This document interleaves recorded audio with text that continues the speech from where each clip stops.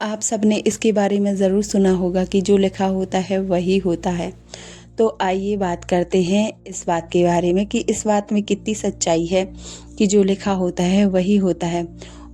आगे जानने से पहले हेलो सोल फैमिली, मैं हूं डॉक्टर भूमि और मैं स्वागत करती हूं आपका अपने यूट्यूब चैनल कोश भूमि पर। आज हम बात करने वाले हैं जो लिखा होता है वही होता है, इस बात में कितनी सच्चाई है।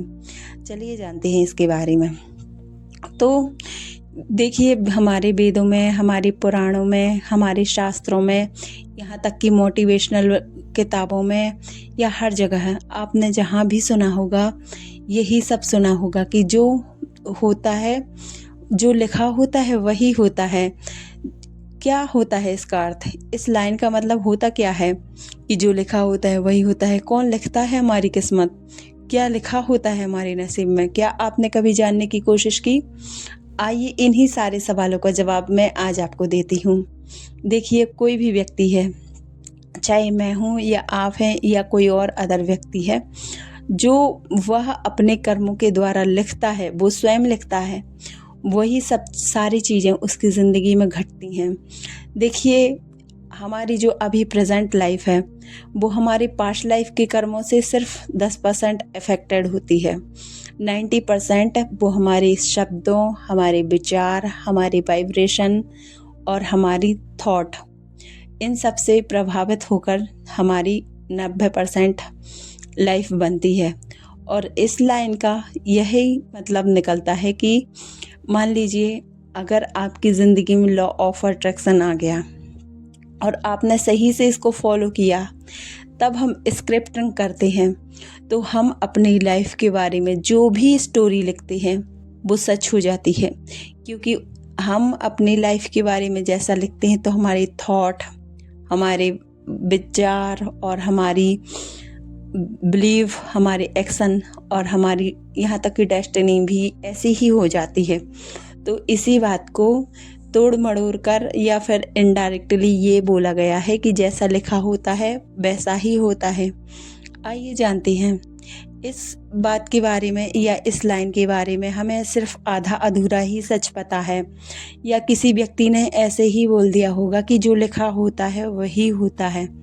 देखिए, जितनी इस बात में सच्चाई है कि जो लिखा होता है वही होता है, तो हमारे ईश्वर या हमारे जो भी इष्ट देव हैं या जिनको भी हम मानते हैं, कोई ब्रह्मांड को मानता है, कोई यूनिवर्स को मानता है, या कोई अल्लाह को मानता है, कोई ईसा मसीह को मानता है, और फिर अलग अलग धर्म, अलग अलग पंथ के व्यक्ति अलग अलग चीज़ों को मानते हैं। तो भले ही कोई किसी को भी मानता हो, लेकिन सबका तात्पर्य और सबकी नज़रिया और सबका दृष्टिकोण एक ही प्रकार के दर्शन को दर्शाता है। मान लीजिए कोई भी व्यक्ति है, मान लीजिए एक सनातन धर्म का व्यक्ति है, वो ये मानता है कि ईश्वर या फिर हमारे कर्म ही हमारी डेस्टिनी लिखते हैं, हमारी किस्मत लिखते हैं, या फिर हमारी लाइफ की स्टोरी लिखते हैं। और यही इसी लाइन को बाइबल में लिखा गया है कि हमारे कर्म ही हमारी लाइफ को लिखते हैं, या फिर कुछ भी। और यही सारी बातें हमारे सिख गुरु भी बताते हैं और यही सारी बातें हमारे इस्लाम के गुरु भी बताते हैं।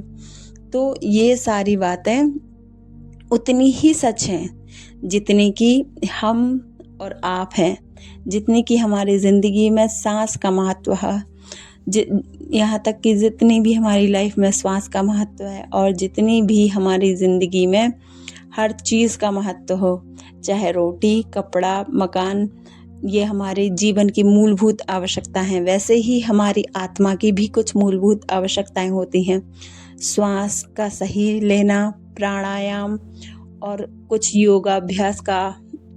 योगासन का अभ्यास करना, कुछ मुद्राओं को अभ्यास करना, और हमें अपने प्राणों को आहार देना, हमें अपनी ऊर्जा के स्तर को ऊपर उठाना, यह हमारी आत्माओं की मूलभूत आवश्यकता है।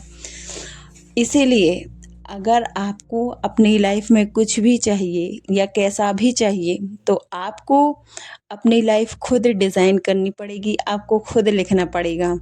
क्योंकि कोई भी व्यक्ति चाहे अच्छा हो या बुरा हो या कोई कुछ भी हो या फिर सामान्य हो। यहाँ तक कि अगर ऋषि मुनि होते हैं तो वो भी अपनी लाइफ को डिज़ाइन करते हैं, वो भी अपनी लाइफ को लिख देते हैं। क्या आपने सोचा है कि वो अपनी लाइफ को कैसे लिखते हैं? एक जो सच्चा साधु होता है वो अपने ज़िंदगी भर वेदों, पुराणों और कई सारी पुस्तकों या कई सारे वेद उपनिषदों का अध्ययन करके वो अपनी पूरी ज़िंदगी तो नहीं बोल सकते, लेकिन जब तक उनकी शक्ति होती है और सामर्थ्यता होती है, नियम धर्म और जप ध्यान ये सारी चीज़ें करने की वो करते हैं। लेकिन जैसे ही वो वृद्धावस्था में आते हैं तो वो लोग प्रवचन करने लगते हैं और फिर ध्यान तो करते ही हैं और नाम जप करने लगते हैं। ये सारी चीज़ें उनकी ज़िंदगी का दैनिक अभ्यास बन जाते हैं। तो एक प्रकार से वो अपने हर कर्मों से, चाहे अच्छे कार्य हों चाहे बुरे कार्य हों, क्योंकि ये भी नहीं मान सकते हम कि एक संत से कभी कोई बुरा कार्य नहीं हो सकता। ये होता है अगर संतों की ज़िंदगी में देखा जाए तो ये हो सकता है अगर उनके द्वारा किसी व्यक्ति या किसी जानवर का थोड़ा सा भी आहत हो गया, थोड़ा सा भी। आहत का अर्थ ये नहीं कि कैसे भी हिंसा हो गई, आहत का अर्थ ये भी हो सकता है कि मान लीजिए कोई व्यक्ति है और वो उनकी वजह से या फिर उनके कारण किसी ठोकर लगने से गिर गया, तो ये कर्म उनको आत्मग्लानि में डाल देती है। इसीलिए वो अपना ज़्यादातर समय, अपनी ज़िंदगी का जो अच्छा समय होता है, जब तक वो चल फिर सकते हैं, अपने आश्रमों में और अपने अध्ययनों में बिता देते हैं, जिससे कि ना उनसे कुछ हो पाए, ना उनसे कोई क्षति हो, ना ही उनसे कुछ ऐसा कर्म हो जो उन्हें आत्मग्लानि में डाल सके। बाकी वृद्धावस्था तक आते आते वो अपना नाम जप पकड़ लेते हैं और अपने आप को समाज के हवाले कर देते हैं या समाज का उद्धार करने लगते हैं, समाज की हर त्रुटियों को ठीक करने लगते हैं, या फिर जो भी बनता है उनसे समाज को सुधारने के लिए वो ऐसे काम करते हैं। तो एक साधु इस हिसाब से अपनी ज़िंदगी डिज़ाइन करता है। और आती है अगर बारी हमारी, मान लीजिए हम या आप या कोई और, अगर वो अपनी ज़िंदगी को या अपनी लाइफ को डिज़ाइन करना चाहता है तो उसका यही एकमात्र उपाय है कि आप अपनी ज़िंदगी को आप स्वयं डिज़ाइन कर सकते हैं। सबसे पहले लिखिए, आपको जो चाहिए आप लिखिए, आपको जैसी ज़िंदगी चाहिए आप लिखिए, फुल फीलिंग के साथ, फुल इमोशंस के साथ, फुल फेथ के साथ।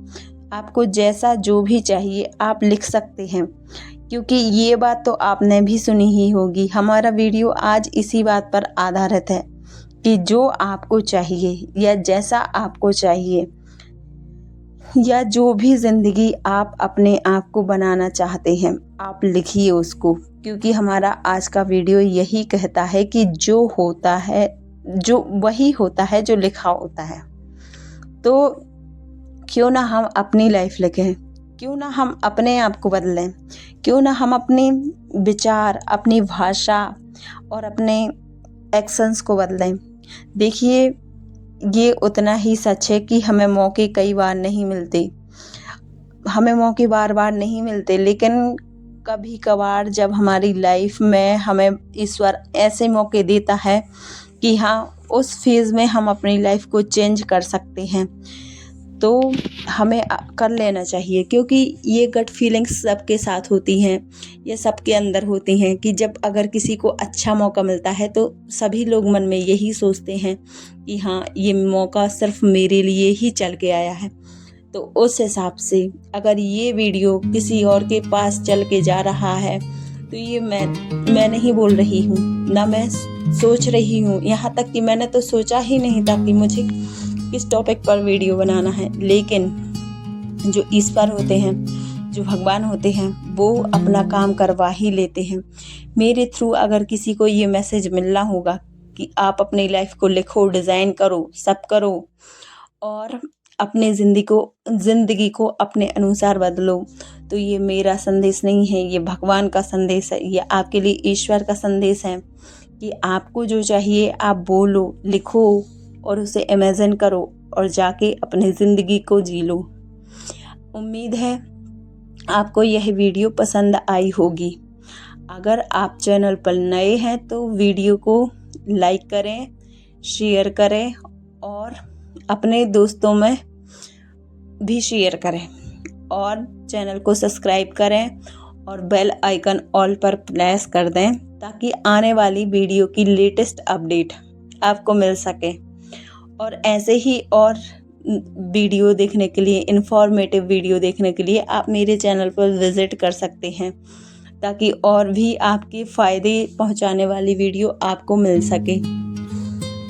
थैंक यू, टेक केयर, मिलते हैं अगले वीडियो में, बाय बाय।